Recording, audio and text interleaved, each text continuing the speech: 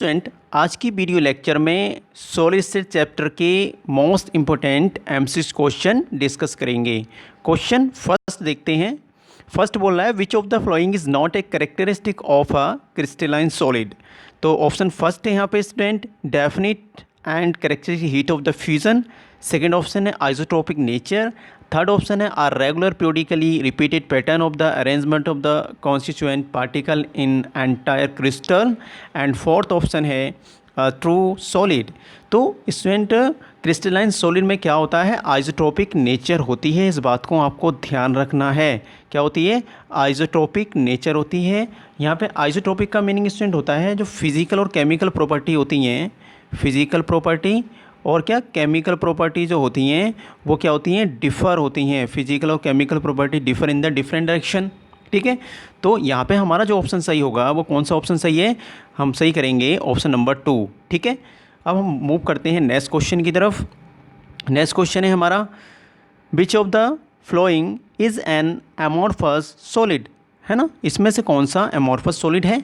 Option first है यहाँ पे ग्रेफाइट, ऑप्शन सेकेंड है क्वार्टज ग्लास, ऑप्शन थर्ड है chrome alum and option fourth है सिलिकॉन कार्बाइड SiC। तो स्टूडेंट ध्यान रखना है आपको, यहाँ पर पूछ रहा है अमोर्फस सॉलिड का एग्जांपल। तो सिंपल आप बोलेंगे यहाँ पे जो सेकंड ऑप्शन है SiO2। क्वार्टज ग्लास क्या होता है, एक तरह का अमोर्फस सॉलिड होता है। क्यों होता है अमोर्फस सॉलिड? क्योंकि there is no long range order arrangement of the constituent particle present in it. यहाँ पर लॉन्ग रेंज ऑर्डर की बात हम नहीं करते हैं। अब लॉन्ग रेंज ऑर्डर स्टूडेंट होता क्या है, तो आपने पढ़ा था कि जो सॉलिड होते हैं वो इस तरह से अगर लॉन्ग रेंज में नहीं है तो यहाँ पर देखो ज़्यादा होंगे, फिर उसके बाद डिस्टर्ब हो जाता है, यानी लॉन्ग रेंज ऑर्डर यहाँ पर नहीं होता है अमोर्फस सॉलिड में। तो किस में नहीं होता है? SiO2 में। क्वार्टज ग्लास जो है वो किसका एग्जाम्पल है? अमोर्फस सॉलिड का है। ठीक है, नेक्स्ट क्वेश्चन की तरफ मूव करते हैं। नेक्स्ट क्वेश्चन हमारा है which of the flowing arrangement shows schematic alignment of the magnetic moment of anti ferromagnetic substance. बहुत ही सिंपल है स्टूडेंट, प्रीवियस लेक्चर आप चेक कीजिए, अच्छे से आपको समझ में आ जाएगा। तो यहाँ पर जो है स्टूडेंट हमारा ऑप्शन होगा ऑप्शन नंबर 4। ध्यान से आप देखेंगे ऑप्शन 4 में आपको यहाँ पर दिखाया गया है कि इसमें क्या है, एंटी फेरोमैग्नेटिक में एक दूसरे के अपोजिट डायरेक्शन में है। यहाँ पे इलेक्ट्रॉन यानी डोमेन जो हैं देखो, एक ऊपर की डायरेक्शन में, एक नीचे की डायरेक्शन में, एक ऊपर की डायरेक्शन में, एक नीचे की डायरेक्शन में। इस तरह से जब अरेंजमेंट होता है तो हम इसको क्या बोलते हैं, एंटी फेरोमैग्नेटिक सब्सटेंसेस। तो इसमें स्टूडेंट ऑप्शन हमारा कौन सा सही हो जाएगा? ऑप्शन हमारा यहाँ पर करेक्ट हो जाएगा 4th वाला। ठीक है, इसका आंसर होगा 4th। ठीक है, अब नेक्स्ट क्वेश्चन की तरफ हम मूव करते हैं। नेक्स्ट क्वेश्चन है हमारा the sharp melting point of the crystalline solid. तो क्रिस्टलाइन सॉलिड में शार्प मेल्टिंग पॉइंट किस वजह से होता है? ठीक है, इज़ ड्यू टू। तो यहाँ पे आपने पहला ऑप्शन पढ़ना are regular arrangement of the constituent particles observed over a short distance in the crystal lattice. ठीक, ये हो नहीं सकता। सेकंड ऑप्शन है are regular arrangement of the constituent particles observed over a long distance in the crystal lattice. And third option है same arrangement of the constituent particles in different direction. Fourth है different arrangement of the constituent particle in different direction. तो student ध्यान दीजिएगा, यहाँ पर देखो क्या हो सकता है, यहाँ पर बात कर रहा है तो are regular arrangement of the constituent particles observed in over a long distance in the crystal lettuce.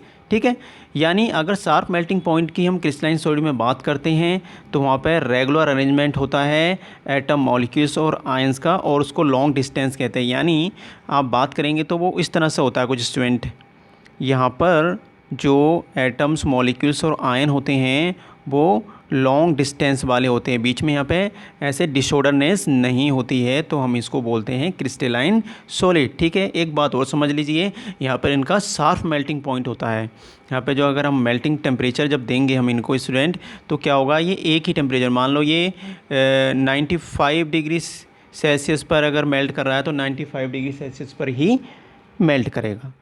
Clear होती बात? आगे नेक्स्ट क्वेश्चन की तरफ बढ़ते हैं हम स्टूडेंट। नेक्स्ट क्वेश्चन हमारा which of the following is a network solid. ठीक है। नेटवर्क सॉलिड में आपको पता है कि पहला ऑप्शन में है यहाँ पर SO2, ये हो नहीं सकता, I2 है ना, तो I2 यहाँ पर नहीं होगा, ये भी नहीं होगा एंड I2 भी नहीं होगा। डायमंड होगा, H2O नहीं होगा। नेटवर्क सॉलिड में इसमें डायमंड है, क्योंकि डायमंड में क्या होता है, कार्बन जो होता है इस तरह से टेट्रावेलेंट होता है, एक कार्बन आगे जाकर इस तरह से sp3 हाइब्रिडाइज होता है, फिर ये इस तरह से आगे जाके नेक्स्ट कार्बन से अटैच हो जाएगा। ठीक है, ऐसे ये भी आगे जाएगा तो ये 4 कार्बन से इस तरह से अटैच हो जाता है, इस तरह से ये वाला कार्बन भी। तो एक तरह का क्या बनता है, यहाँ पर नेटवर्क बनता है। तो क्वेश्चन उसने नेटवर्क सॉलिड पूछा है, आप टिक करेंगे कौन सा ऑप्शन सही होगा आपका, आप मारेंगे डायमंड। ओके, नेक्स्ट क्वेश्चन की तरफ मूव करते हैं। नेक्स्ट हमारे यहाँ पर क्वेश्चन है, graphite is a good conductor of electricity due to the presence of. Student आपको पता होना चाहिए, यहाँ पर पहला ऑप्शन है लॉन्ग पेयर ऑफ इलेक्ट्रॉन, यहाँ पर दूसरा ऑप्शन है फ्री वैलेंस इलेक्ट्रॉन, थर्ड है कैटायंस एंड फोर्थ है एनायंस। तो स्टूडेंट आपको पता है जो ग्रेफाइट होता है, ग्रेफाइट में जो कार्बन होता है वो 3 बॉन्डेड को रखता है और उसका जो एक इलेक्ट्रॉन होता है ये क्या होता है, फ्री इलेक्ट्रॉन होता है।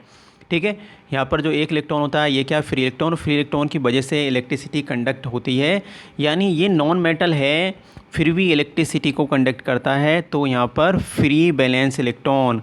तो यहाँ पे आंसर स्टूडेंट सही हो जाएगा आपका, फ्री वैलेंस इलेक्ट्रॉन हमारा यहाँ पर आंसर होगा। ठीक है, अब हम नेक्स्ट क्वेश्चन की तरफ मूव करते हैं। नेक्स्ट क्वेश्चन स्टूडेंट हमारा है यहाँ पर, which of the following oxide behave as a conductor और insulator depending upon the temperature.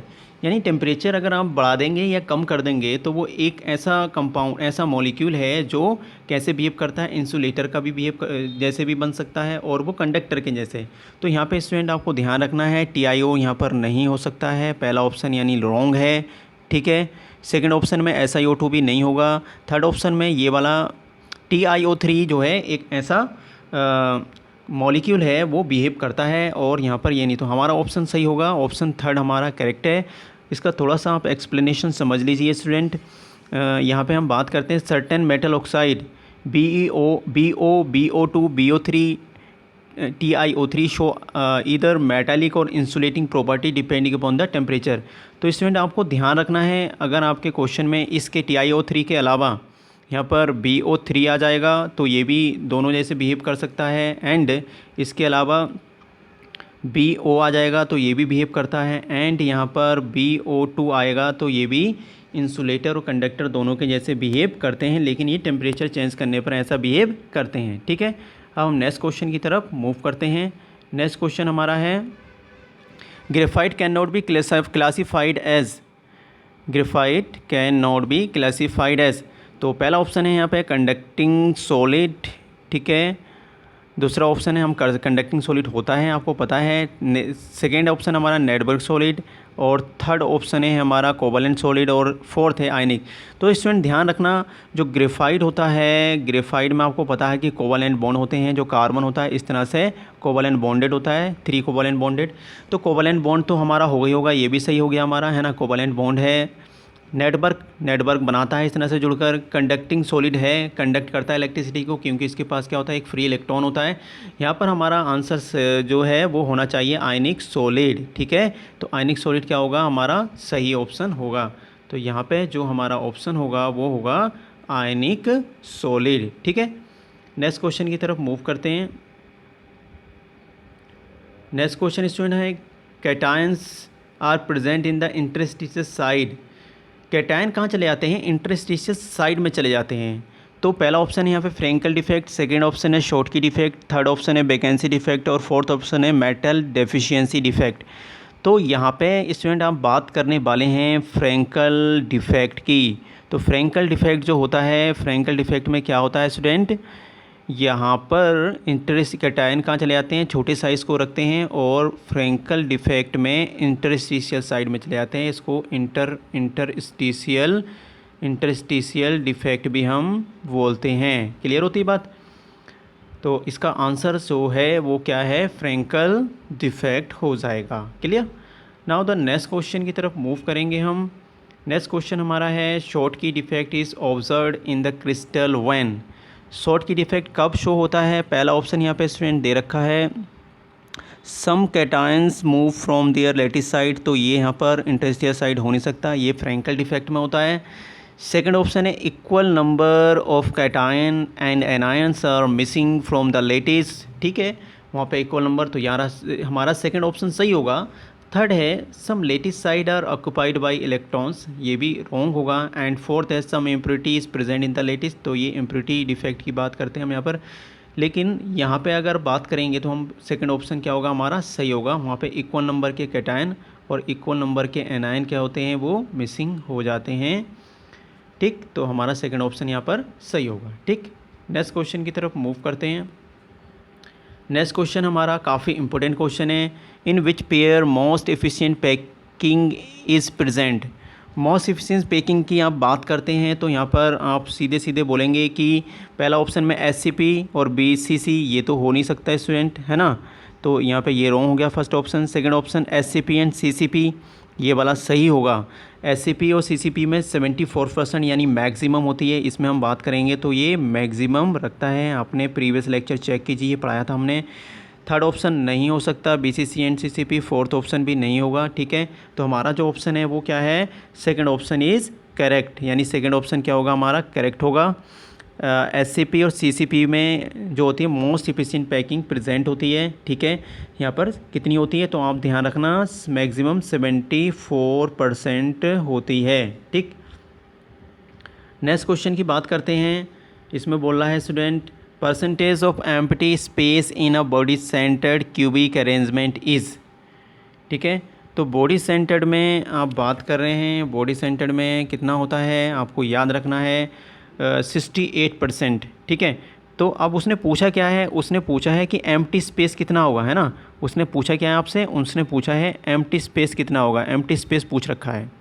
तो आप क्या करेंगे, आप 100 होता है टोटल ना, तो 100 माइनस 68 करेंगे आप 68%, तो आपको यहाँ पे स्टूडेंट कितना मिल जाएगा 32% एम्प्टी होता है, जिसे हम वाइड भी बोलते हैं, ठीक है, इतने परसेंट क्या होता है एम्प्टी होता है।